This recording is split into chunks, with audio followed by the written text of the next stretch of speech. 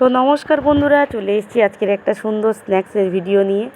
দেখুন এখানে এই যে স্ন্যাক্সটা বানানোর জন্য আমি কড়াই নিয়ে নিয়েছি।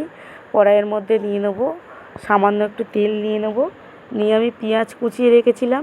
এখানে পেঁয়াজটাকে দিয়ে একটু লাল লাল করে ভেজে নেব। পেঁয়াজটাকে নিয়ে আমি তারপরে আদা রসুন পেস্ট করে রেখেছি একসঙ্গে, আদা রসুনের পেস্টটা সামান্য একটু দিয়ে দেবো। দিয়ে নেড়ে চেড়ে নিয়ে আমি এখানে দুটো আলু সিদ্ধ করে রেখেছি।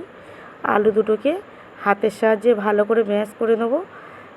আলুটাকে পুরো মাখানো যাবে না, আলুটাকে আধ ভাঙা করে নেব।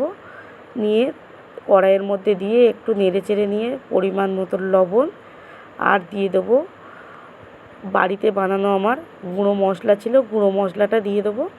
আর হচ্ছে কি দেবো এখানে, তো গুঁড়ো মশলাটা এখানে জিরে, ধনে, এই যে এই সব রকম শুকনো লঙ্কা, তেজপাতা, একসঙ্গে মৌরি, এই এই মশলাগুলো একসঙ্গে গুঁড়িয়ে রেখেছিলাম, ওই গুঁড়োটাকে দিয়ে দেবো। আর এখানে একটু চাট মশলা দেবো, আর দিয়ে দেবো আমি গোলমরিচ গুঁড়ো। এখানে আমি কাঁচা লঙ্কা, গুঁড়ো লঙ্কা কিছু ইউজ করছি না, কারণ আমার বাচ্চা আছে তো বাড়িতে, তাই ওরা খেতে পারবে না ঝাল বেশি দিলে, তাই আমি এখানে ঝালটা একটু কম দেবো।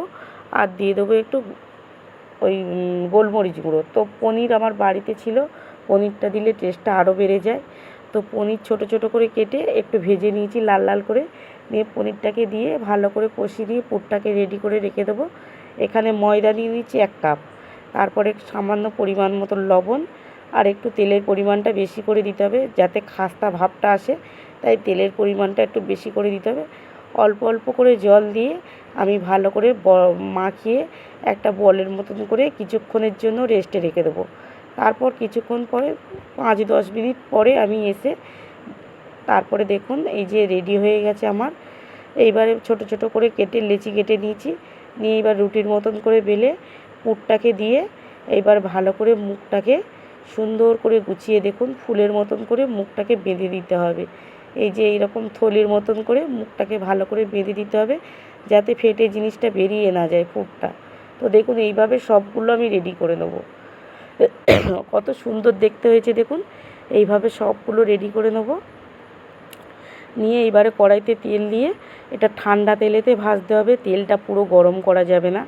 তেলটা পুরো গরম করলে কী হবে বলুন তো, ওপরটা হয়তো লাল লাল হয়ে যাবে, ভাজাটা হয়ে যাবে, কিন্তু ভিতরে আপনার কাঁচা থেকে যাবে, আর এই যে খাস্তা ভাবটাও আসবে না, নরম হয়ে থাকবে আর খেতেও ভালো লাগবে না। তো আপনারা প্লিজ এটা একবার বানিয়ে দেখবেন, কত সুন্দর খেতে লাগে। সসের সঙ্গে একবার বাড়িতে একবার সন্ধেবেলা টিফিনে আপনারা বানিয়ে দেখবেন। তো কেমন লাগলো আপনাদের এই ভিডিওটা আমাকে প্লিজ কমেন্ট করে জানাবেন, আর আমার পাশে থাকবেন।